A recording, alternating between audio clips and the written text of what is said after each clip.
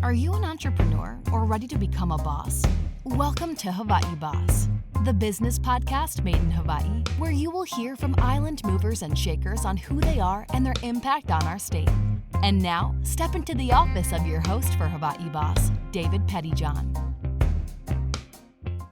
Aloha, Hawaii Boss podcast listeners and watchers out there. We're excited today because we have Amanda Fung with us today, and we're going straight into the boss's office to find out about Hawaii charter schools, but also her experience in leadership in Hawaii, working through the DOE and different things, but now working for charter schools as the chair of the Hawaii Charter Network Conference, and coming off a recent conference and things. We're very excited to have Principal Amanda Fung in the office today. Hi, yes, thanks for having me. Sure, welcome, Amanda. So now you're principal at, the pronunciation for me again, I lost it again. It's a charter school. Tell us a little bit about the charter school. So I am the po'okula of Kamalani Academy. We're the Mea Hawaii through Arts Integration Public Charter School out in on Oahu. Listen, I couldn't have said that, and I apologize. Again, the Hawaiian words have a difficulty rolling off the tongue here, but it sounds like it has a Hawaiian focus. You said you didn't call yourself a principal. What did you say? So po'okula is head of building or head of school.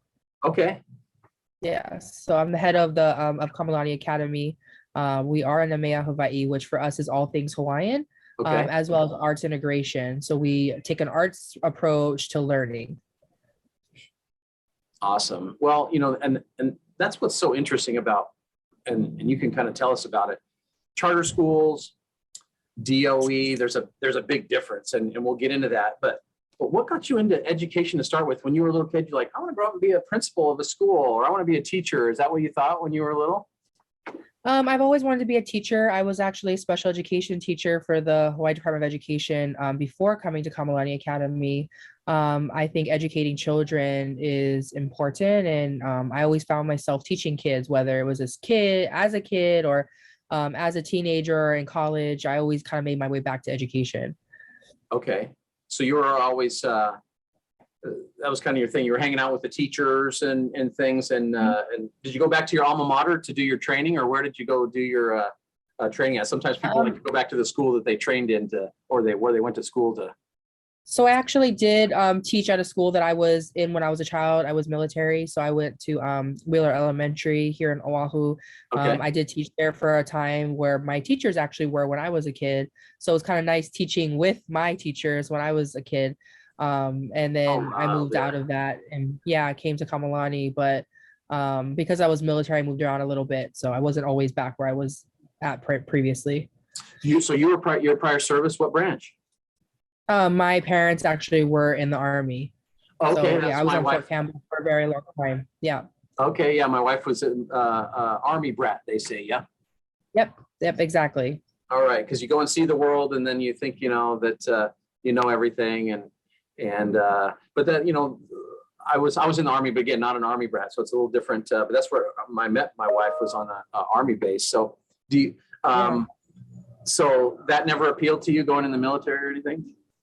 No, not at all. No way. I enjoy my life outside of the military. Yeah. Right.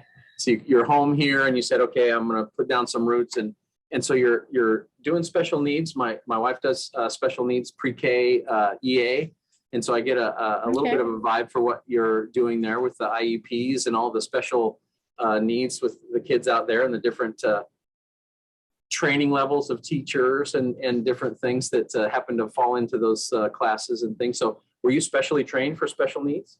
Yes, I went to college, University of Hawaii, in special education. I was actually dual bachelor's in special education and elementary education. Right. So then you knew, okay, I'm going to make a difference here with the kids. But then you're working, you're a teacher, you're working, but then you see that,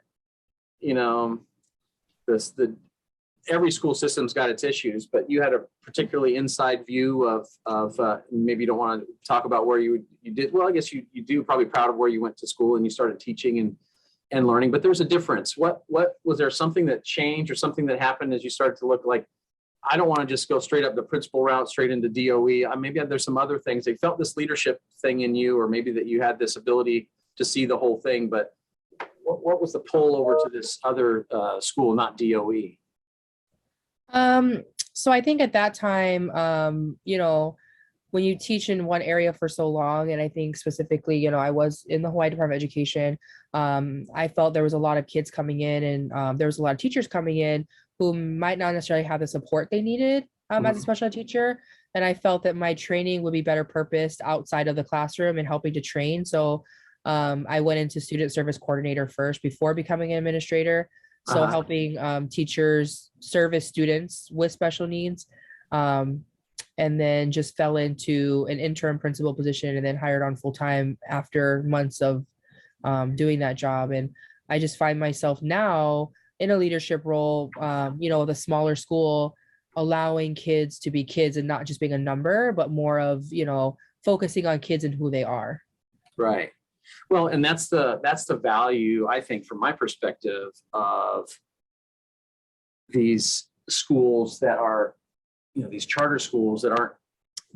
Tell me the difference. I mean, DOE has to do certain things, but charter school, you've got a lot more flexibility. Why is the DOE so rigid? So if you think about it this way, you have the BOE. I always look at the BOE as like an umbrella. So you have the the Board of Education. And under the Board of Education, there's two branches. You have the Hawaii Department of Education, and then you have charter schools. Okay. Charter schools, they have the unique ability because they're governed by individual governing boards instead of having the BOE. So even though we're held accountable, we're held accountable based on our academic and financial frameworks. That is supposed to be the only thing we're held accountable for. Charter schools are supposed to have the autonomy to teach how they feel their kids are best taught. Right. Yeah. There's still a requirement for minimum standards, state standards or whatever. But again, the difference is somehow in DOE compared to charter schools, it seems like they don't have as much flexibility. Like they're trying to, maybe it's because of the volume or whatever. They're trying to sort of, it seems like there's a minimum average standard that everyone needs to meet. And as long as they hit that, that's okay. But it doesn't really look at the special needs of the creativity of a person that maybe helps them to learn in a different way. They kind of have to go through it. It's like a machine almost. You press kids through in current education system, whereas Chamber may have the flexibility where you can explore all kinds of things.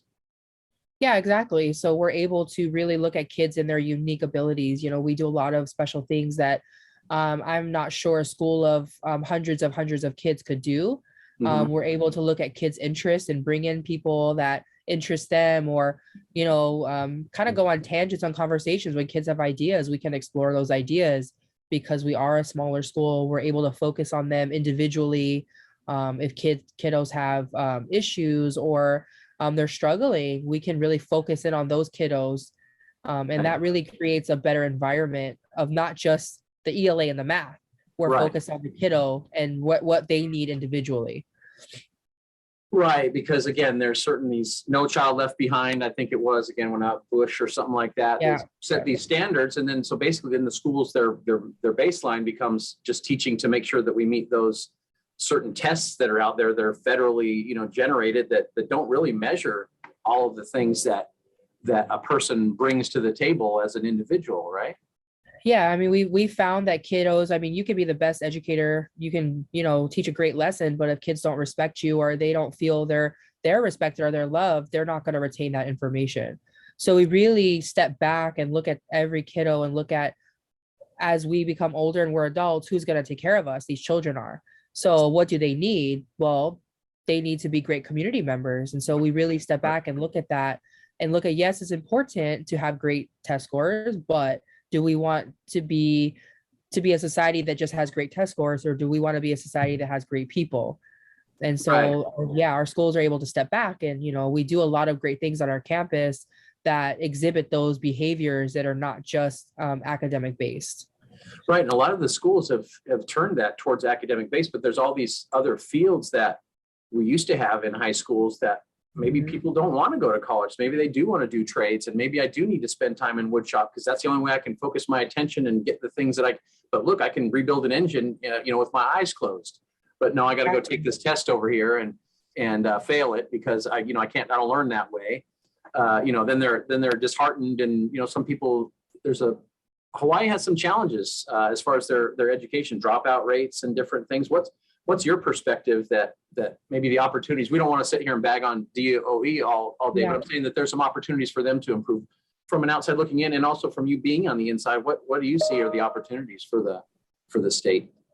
Well, for our clientele specifically within the community that our school is in, I do look at data, and I think data is really important. And if you look at the most recent census report, 98% of the kids in our community graduate high school, which is great. However, only 16% end up getting either a college degree or end up in a profession long term. So then we look at what is the gap, right? What is the gap and what's going on? And so we find that a lot of our kiddos, they're not talking about college and high school. They're not talking about trade school. They're not talking about, it's really just getting them graduated and moving them along. And it tends to be once you graduated, we don't have to worry about it kind of situation. And for us, that's not okay. We want our kids to come back. We want them to be great members of society. And so we really push community involvement. So a lot of that help in the community is important. Right. And it is hard. I mean, again, the counselors, I'll give you an example. We moved to the Big Island. Again, when I was younger, I didn't have a very successful high school career. We could talk about that. I went down the hill instead of up the hill on the bus to the school where I was supposed to go. I went to go surf. But my son went to school, and ultimately he was challenged too. He's has again, new school. He was high school, and was just having challenges. We went to the counselor, and they said, well, listen, he's getting D's, if he can just keep coming and a little bit harder and things are going to be okay. He'll be able to pass and then move on to the next year. And I'm like, is that really the standard we're trying to reach for here? And I understand her perspective, like, hey, I'm just trying to get kids to school, but your kid's here and, if we can get D's, that's a win, but is it, Yeah. Yeah, and so we found a lot of kids. So at our school we have some specific policies. One of them being we don't suspend children at our school. Mm-hmm. We don't believe in suspending kids, and we have a lot of reasons and data behind that. But we get a lot of the kids from the community middle school, and the parents bring them to us sometimes too late in 8th grade. And like, they're getting suspended every day in the middle school, and they're just barely passing. And I'm like, okay, well, what's going on? They go, we don't know. And so they come here and we work with them, and we provide them purpose. And so we had a student recently, and he came over from the middle school over here last year, and he was always being suspended, and we said, sorry, we don't suspend. He's like, yo, really? And I'm like, yeah, sorry, so you can do those behaviors, bud, but we're not going to suspend you. And he goes, well, what do I do? And I said, we do service, so you're going to help us in the kitchen serve lunch. And he goes, oh man. But then he goes, after that was over, he was like, can I keep doing that, because I really enjoyed working with the other aunties in the kitchen. I'm like, yeah, definitely, keep your grades up and let's work on it. And then now we actually learned that he loved designing shoes. And so we brought in someone to teach him about designing shoes. And this year he's coming to school, he's doing great. And, it's really getting to know those kids. And he realized, hey, the school cares about me. They respect me. And so because they respect me, I'm opening up and I don't have this wall up anymore. And now we know what he likes. And now he's graduating middle school this year in 8th grade. And he's a B student. He was a DF student, and he's really flourishing because it's the time we take to deal with those kids. Right, because it is, and no fault to the system that is in the DOE, just doesn't have that capacity, it feels like, to get the parents together. I mean, only the really major cases, it seems like they were able to get together, but on a regular basis, families meeting with the staff members, or being able to call the staff and say, hey, this is what's going on with things, and being really able to inform the person that's sitting in front of you, not the student number 482. Mm-hmm. And I think that's important. It's important. I think sometimes we have new families who come over and we're like, if there's a behavior issue, we say, who lives in the home? They might say, well, grandma, grandpa, auntie, uncle. And I said, okay, all those people need to come for a meeting. They're like, what? They said, this is a family. We're going to all meet together. We're going to talk about it. And you have to understand, we raise children in a village. We need to all come together, and we need to all be on the same page. Teachers, family, everybody. Yeah, because you could do all the great work there, and then the next 16 hours or wherever at home, then you lose all of it. If there's no participation, or on the same sheet of paper moving in the same direction, or they can counter exactly what you're trying to do. So tough. Yeah, we work really hard to get everyone together as much as possible. Right. So again, we love the flexibility of charter schools, the ability to do that, and it sounds like there's a large group of people, since it's a whole separate branch under BOE. It sounds like that there's a thriving community of public charter schools in Hawaii, and this network that you're the chair of. Tell us a little bit about what you're doing there, your leadership role there, but also recently had a great conference. It sounds like get us up to speed with what's happening. Yeah, so we just had a conference this past week at the Innovations Public Charter School over there in Kona. And, I'm a newer chair. This network has been around for many years, had some years that they were less active, but recently realizing that kind of the same mentality, right, where we come together in a village as we are educators and trying to get all of the charter schools together to continue the good work they do. Charter schools are so unique because they're all so different, but yet they have the same culminating purpose, which is educating children at the best we can do it. Right. And, and I think that coming together after COVID for the first time in a couple of years and trying to figure out how can we on a united front have this movement that we have, but educating our communities to help them understand what we do. Right. Because again, a lot of people think, charter school, maybe like homeschool, there's this sort of this nose turned up kind of thing. Like they're not going to get educated. They're going to, they're going to miss stuff. They won't get the right calculus or whatever like that, which is calculus 1, 2, 3. The colleges aren't going to accept their credits, all this kind of stuff you hear out there. But, what's the truth? It's actually directly opposite. We have a lot of our charter schools, specifically high school. Is that what you're mainly speaking about? But high school specifically, we have charter schools who their kids graduate high school with a college degree. We have charter schools that are doing great things. And, I think that a lot of the issue is that our communities are just not educated on what charter schools do. We have parents who will call us up and say, hey, how much tuition do you folks charge for my kids to go to your school? We're like, we don't charge you any tuition. It's a public school. Right. You can come and take part in the things that we do. And I think that the part that the network comes at is really right now focusing on educating our community on what charter schools are about. Right. Because then, providing resources, again, a lot of people don't know you go search online and you get a bunch of junk and you're not sure what the real thing is. So again, we can go to, you guys have a web page there, Hawaii Public Charter Schools Network .org, I guess. Yes. Yep. .org. Okay. Or so you can find out more and there may be a charter school right around you. You don't even know that's there. That could be providing, services for your kids. I think that's what a lot of parents too. They like the ease. They don't have to go through the same. It's a little bit smaller. But what size can yours grow? Is there scalable? How does it, if is there a limit? Sometimes these charter schools, because of the way that they are, they have a limit. They have a lottery, some things. How does that work for you guys? So it's very similar. The law does create a requirement that all public charter schools intake any student as long as they have seat room. So as long as we have seats, that we have to include everybody and accept everyone. We can't necessarily say, oh, well, you can't come because you have a behavior issue or you can't come because of this. We have to accept all students as long as we have room. It does create an issue sometimes when we have wait lists, because we do have wait lists sometimes for specific grades. It just depends on the school. For our school specifically, we are the only charter school in Central District. So we are the one in the first and the only right now. Hopefully there will be more. I encourage people out there to look into opening charter schools because they are great options for public school students to attend. Right. And so you have to follow those requirements, but it's a different set of requirements than DOE. You can, and that's, they can go to the network to find out how to start one up. It sounds like maybe what were some of the topics that you guys discussed when you were over there? Was there anything about, hey, how to manage the finances of a charter school or how to deal with the challenging, some education stuff? What else do you guys do there, your network? Yeah. So at the conference, we actually talk about financial frameworks. So what is financial frameworks? How do I navigate that? So we did have some presentations on financial frameworks. We had presentations on academic frameworks. What does that look like? How do I navigate academics and what is it? What do charter schools have to follow? We have to follow Common Core and we have to do SBAC testing.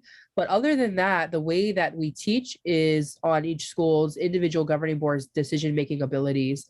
Right. We talk about, hey, charter schools are only half funded from DOE schools. So how do we close that funding gap? We had people come in to help look at nonprofits and USDA loans or how to get grants. Grants is a big one. Charter schools really go out there and really seek out grant opportunities to help fund their schools. So you have to have that then welcomes a cadre of folks that maybe, I think some schools have that, grant. They try and there's certain federal programs that they have a certain person that works on those federal programs, but then a grant writer for you, maybe someone who's interested in grant writing said, I didn't know that there's an option in charter schools. I can get involved over here and and help out and bring that money. But then you have to follow up on all that. And sometimes some of these smaller charter schools, or maybe a little bit more, maybe inexperienced, can get into trouble. You've heard that too. Maybe that's why people worry that they've closed down charter schools because they've not been able to keep all of those requirements going. How does that work? Yeah, there's sometimes where, it's a learning curve, I think, for everybody. And it's a learning curve on what you're doing. And I think it's important to make sure that you educate yourself. I mean, our school, we are a Native Hawaiian grant recipient. We're our second time getting it. But again, when I came in as a principal, I was new, but it's my job to educate myself. It's my job to reach out and to say, hey, to my grant officer, how do I do this? What are the right things to do? And I think as long as, you're following your guidelines of your grant, then you're good. And I don't think anybody can fault someone for being new, but we're all learning at it together. Right. And so there's challenges, but that's with any business. That's why they need leaders like you or anyone else who's interested in, if they have that mission set and they've got, they have this desire, it can be done. There's ways to do it, it sounds like. Yeah, definitely. And I think that's part of the network. The network's job is to, get all the schools together, find a network of services that we can help each other out. And, again, hence the word networking out. And instead of feeling like these charter schools are in their silos individually on an island, that they're really not. And how can we connect to each other and help each other out? Yeah, the nursing home group, healthcare groups have the same thing. They have a professional organization that represents them in Hawaii, and it may be part of a larger national organization. Is there a larger national public, charter school group that you engage with or get? So I actually attend the National Charter School Convention every year. It's something that we write into one of our grants that so our school can attend, and that's so we can network to other charter school networks or other conferences. But there's a national organization, and then each state has their own organization as well. So it's important to really learn from others. I think education, if you're in the education field, you're always learning. You're always wanting to learn. And so I connect to the national one, and I also connect to the Utah charter network as well. Well, yeah, Utah charters. Well, Utah has a very large homeschool and charter school sort of population. They've set the standard, I think, nationwide. We've been doing it for so long, I think, for a lot of folks. But tell us about, there's this mix. Like you said, there's charter schools only get paid for half, public schools full funding. They would argue that it's full funding, but so how does the state of Hawaii, the folks that are there folks advocating for charter schools out there that are in our state government?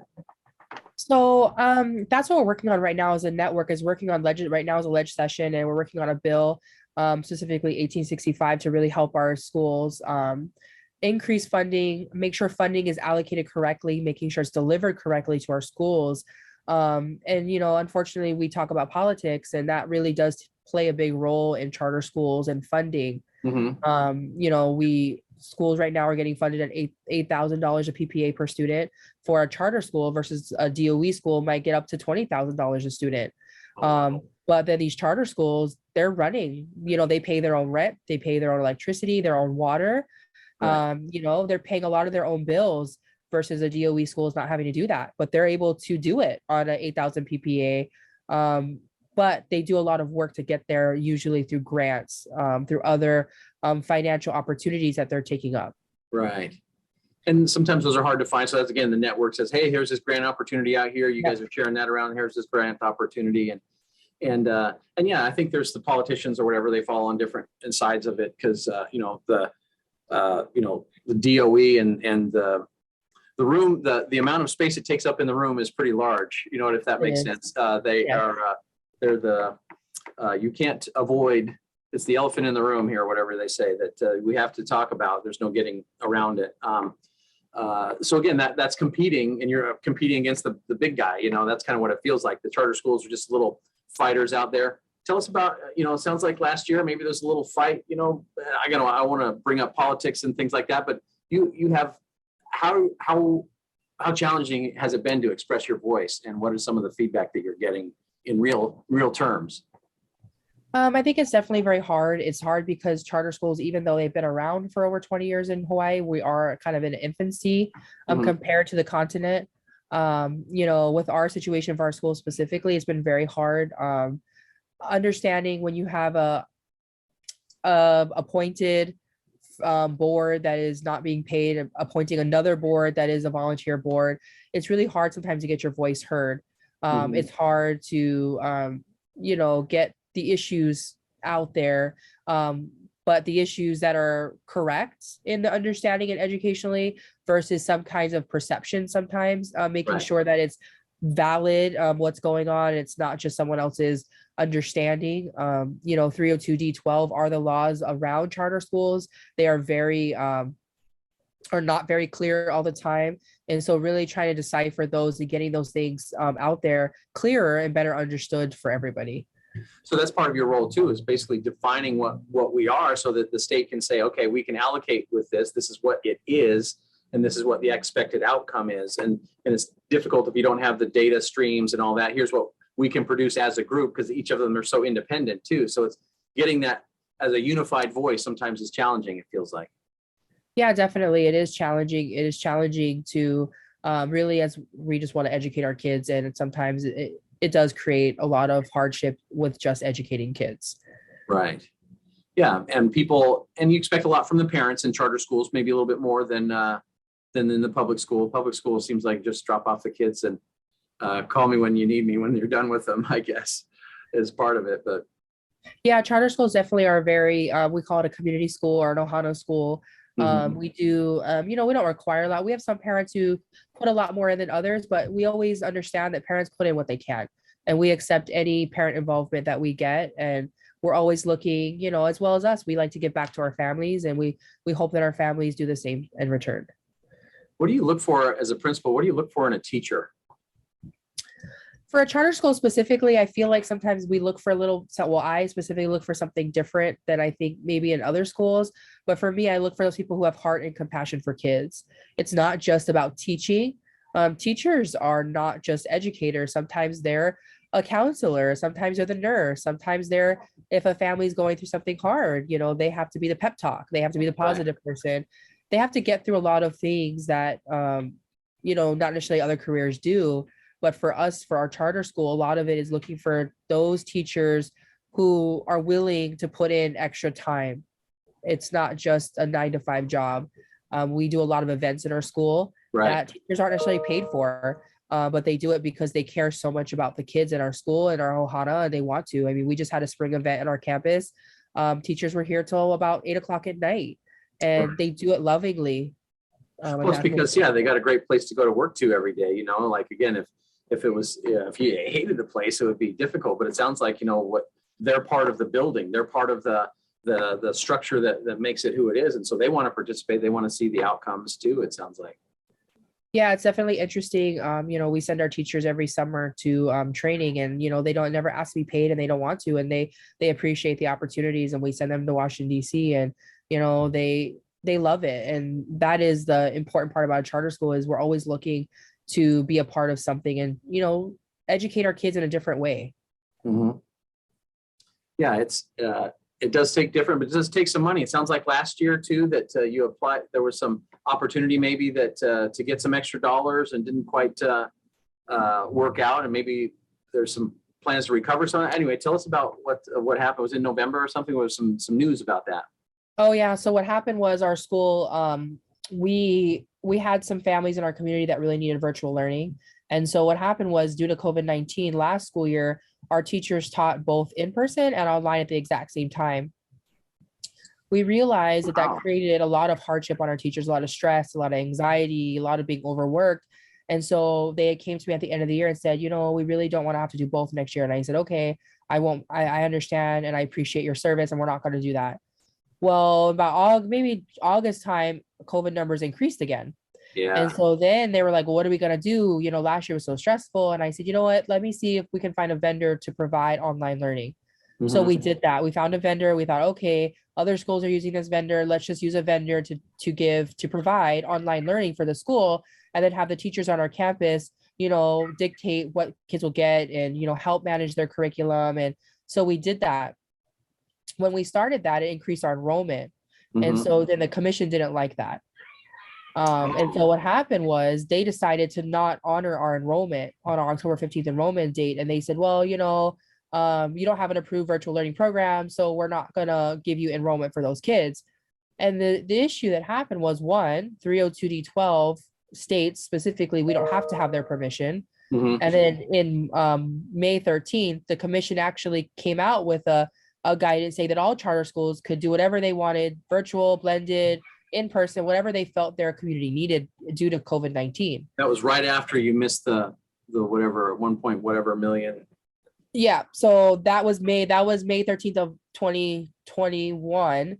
And then in August of 2021, we did virtual learning, and they said we weren't allowed to do it, even though they had said we could, but then said we couldn't and said it wasn't in our contract. So it was like this back and forth. But then our stance was, well, the law says that the governing board of our schools make that decision, not the commission. Right. And that's what the law says. But we're still fighting that battle in lawsuit. We have a parent lawsuit going on right now to recover those funds, because we are still having those kids at our school. We did not unenroll them because we felt that we didn't go out to seek these people, these students. They came to us because they needed a service during COVID-19. They weren't able to get into online programs at their geographical home school, so we allowed them to enroll in our school. And that is a fight that we're still currently advocating for and still dealing with right now. Right, and yeah, and I can empathize. It's a challenge. There's limited budget resources, but then it just feels like it's not clear, and that's the biggest thing. I'm hopeful for government. The least they can do is we're trying to operate business or provide service, whatever it is, but they be clear with their directions and it'd be consistent. I mean, we ask that of everybody. You know, the kids want that of us when we're trying to teach them. They want consistency, and they want so that they can understand what their role is in there. But if it moves and shifts, it's a moving target. I can see as a leader there that might be frustrating. So how have you sort of redirected your? I mean, it sounds like it's an ongoing thing, but other opportunities that you think that the government is favorable of that you folks are trying to do? Yeah, so I try to find myself with things I can't control. I tend to not dwell on those and look at things of what can I control. So in this situation, using the network to really look at legislative sessions and trying to take part in positive things. So making things more clear, the laws more clear. And we can only do that being part of leg sessions and educating ourselves in our community. So doing that, also educating our community on what charter schools are about, understanding it. And when there isn't clear understanding, then asking those important questions or going to our legislators, having parents reach out to their representatives and their legislators and talking to them and educating them as best as we can. Right, because I mean, at the end of the day, that's really the only vehicle that you have, it appears. I mean, one of the several, I mean, effective. If you can teach people what it is, I think more people are willing to look. And it sounds like you guys can do it for a little bit more reasonable rate than and get the same results or better. Yeah, we are trying our best to do that. Yeah, and it's always ongoing. Listen, kids are kids, and you're always going to be. But over time, again, standards and the kind of work that you're trying to develop by having this network and around this concept of the charter school. And so I think it's great. But tell me a little bit about, you just had that venue. What made you decide to have the network conference on the Big Island? So we have a lot of our charter schools are actually on the Big Island. We have a lot in Big Island. We have some on Oahu, mainly on the leeward side or on the west side. But for us, Innovations Public Charter School is a great campus. They have done so many amazing things, and the principal there is awesome. And so as a network discussed of where to have it, we felt that, visiting different campuses to see what we all have or what we need is important. It's almost like in a school, when you have meetings, we like to rotate to different classrooms to see what's going on in that classroom, right? So our campuses are like classrooms, and we're like, what can we do on this campus? So we did have our conference there, and I brought my daughter and another student on our campus to work on some PSA work and do some photography. Our school takes part in OLELO programs. Okay. And so how can we take those over and get kids to also meet other kids, right, on these campuses? And so we had some other students from other charter schools there that they could meet each other and, build relationships. And so it was a great opportunity for us to see a different campus. I just thought you wanted to go to Kona. Well, Kona's a nice area. It says lots of opportunity there, but it was really to be a part of that. And then we had our awards dinner at the Kona Sea Salt Farm, and it was a great educational experience for all of the leaders that were there. They didn't know that that was there. And so they were able to learn about, how sea salt was made, and, and it was a great educational opportunity for everybody. Well, Hawaii continues to provide those types of learning and things for our children. And so people choose those methods. There's some schools that's what they focus on, marine biology, or there's some schools that focus on, certain things that are, like you say, art, Hawaii based for you. What are some other focuses of some of these charter schools? So some are career based. We got to visit WHEA while we were there, and it was about marine biology, but they also had a great robotics department. So we got to see the robotics side of the school, and then, you have Haas that's all over there on Big Island as well. That's about Sure. science. And you have some that are looking at project based or place based. And so I think that so many charter schools have such a great opportunity for kids that they wouldn't have otherwise. Mm-hmm. My kids love this school, and my two of my children attend our school. And, I think that they have so much opportunity they wouldn't have anywhere else. Yeah, some people worry, well, they're not going to get socially developed or whatever like that. But sometimes I'm not sure I want to, some of these larger schools, there's not that much good socializing necessarily that happens, or meaningful socializing. Again, it's a big group of people in a school, and you kind of pass ways and stuff, but meaningful relationships, I think sometimes can be better maybe had in these public charters where they're smaller and more intimate. Yeah, so I definitely agree with you on that. I look at my kids and the opportunities they have here. We have smaller classrooms, but our kids don't just come from our geographical area. They come, like, I live in a different geographical area than the school is at, but our kids travel. Our kids have so much opportunity that they wouldn't have otherwise, that we provide to them. They learn. Our eighth graders go to Lanai and Maui every year, Mm-hmm. and they get to go build relationships with other students on other campuses. And that's a requirement. They have to go learn from other institutions. Right. And so they build these relationships. And we've had kids in the past who have built those relationships, and years later, they still have them, and they're still bonding with people. And I like that we are smaller because we can be there when there's social conflict, where they need that adults kind of not really Mm-hmm. micromanagement, but just guidance to get them through that, where they're not just Right. left because there's so many kids that we're not able to see those social conflicts happen. Right. And a lot of kids, they'll just escape into their, not doing school, or they'll just escape somewhere else just to avoid it because it's too complicated. Because it's, gosh, a young kid coming into high school, ninth grader coming into high school and seeing that. I mean, it just blows people away sometimes, that's overwhelming. Exactly. And I was able to go to a very small high school, and I feel like, I'm so close to all of my class of 75 students, and we're still very close all around the world. But, when they come in town, we visit. And I think that's important for our students, that they have connections and they have people they can look back on when they're older. Right.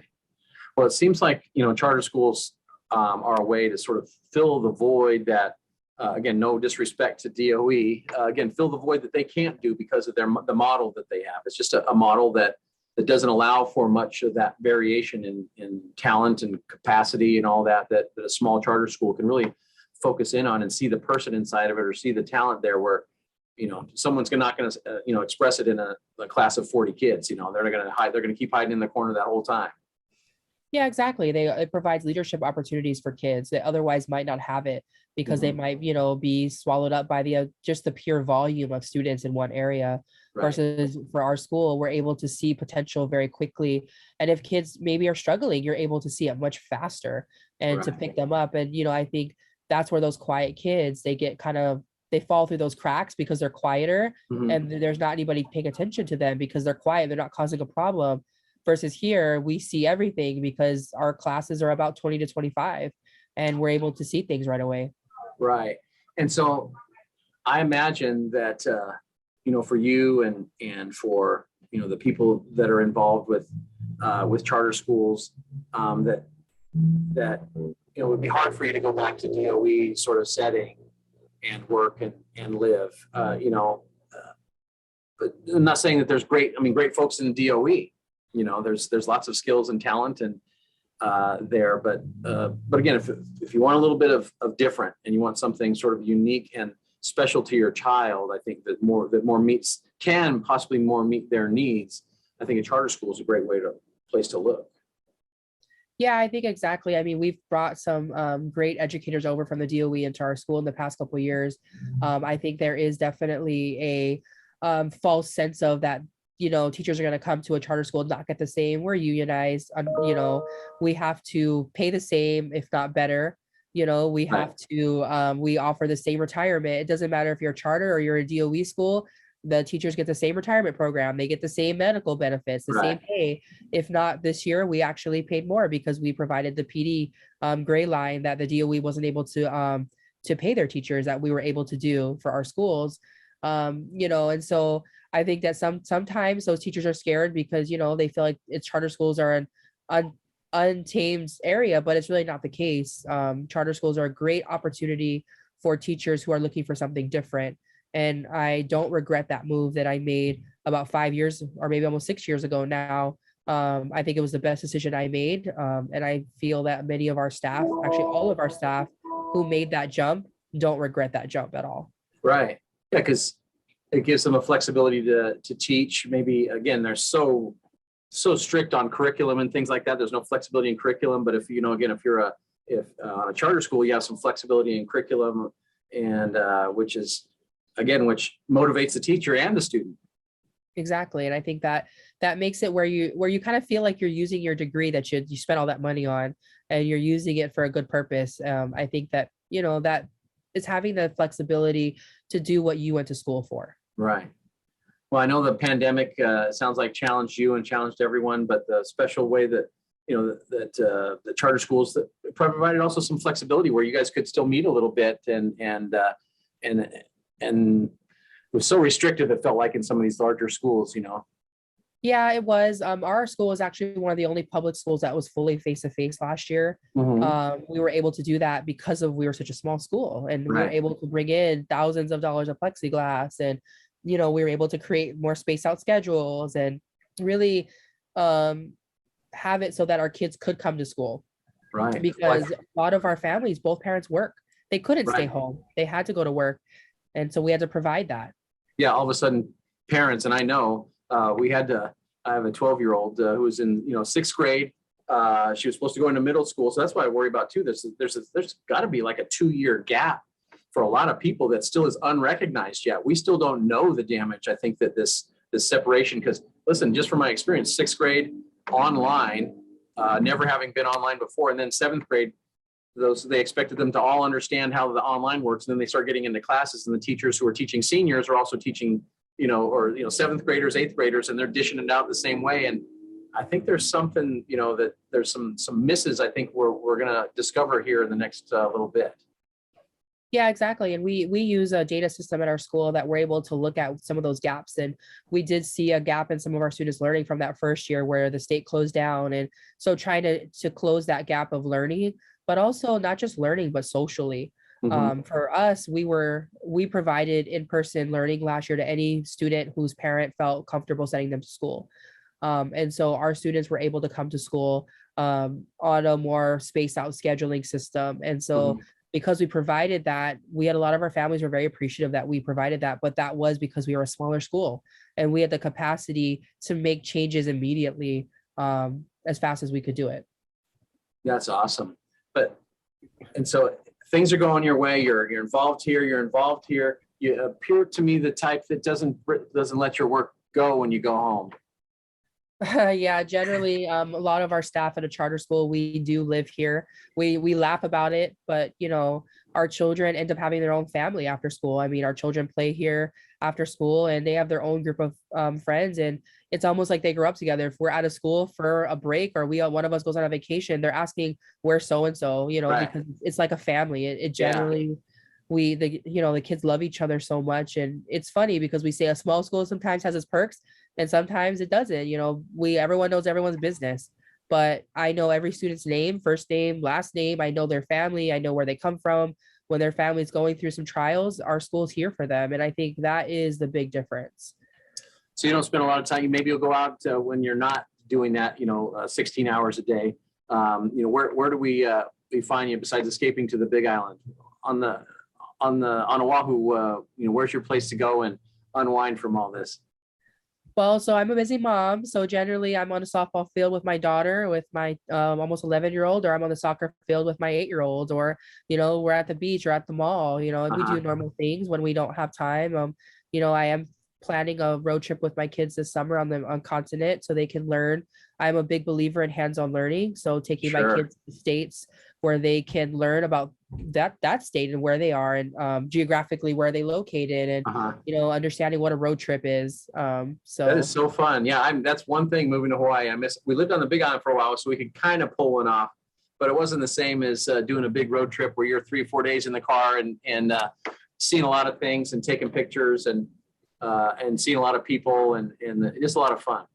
it definitely is. And this summer I'm trying to plan a road trip for my kids from Utah to Washington, D.C. So I can get to the conference that I attend with my teachers in the summer. So trying to, have them learn different things and have them be able to bring that back and teach their classmates, because we do believe in the kids teaching each other and facilitating instruction. So it will be something that I'm hoping that we'll be able to do this summer. Awesome. Well, listen, we're all admiring the work that you're doing. It's a calling, it appears. So thank you for accepting the call.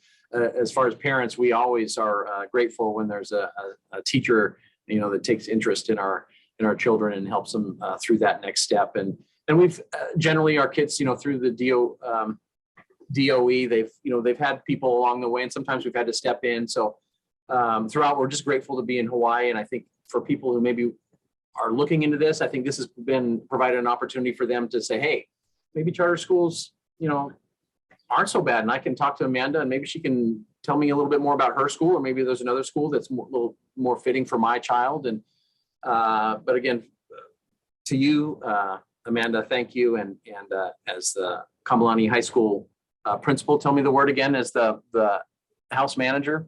So I am the po'okula as the building. Yeah. The head of building, or the head of facility.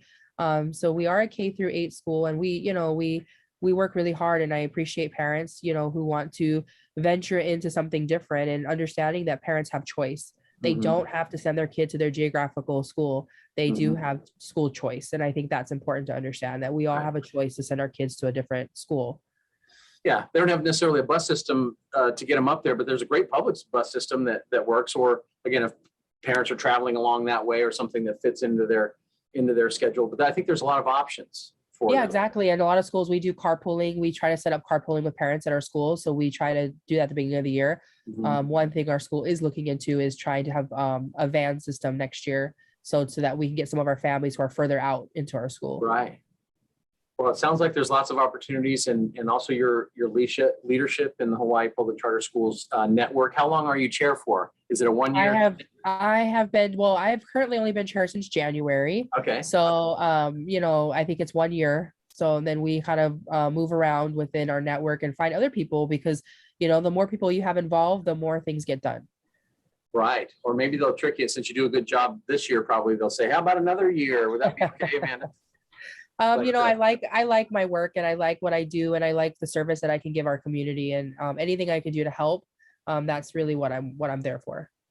Well, this is why the Hawaii Boss crew comes to the boss's office, and we came to the right place today to find out about charter schools. And so we're so grateful for your time, that your work day to day, and I think the future that you're trying to usher in a small way, but hopefully in a larger way as time goes on through charter schools. And again, just thank you for your time today. Amanda, anything last words for the team out there that you just need to let everybody know?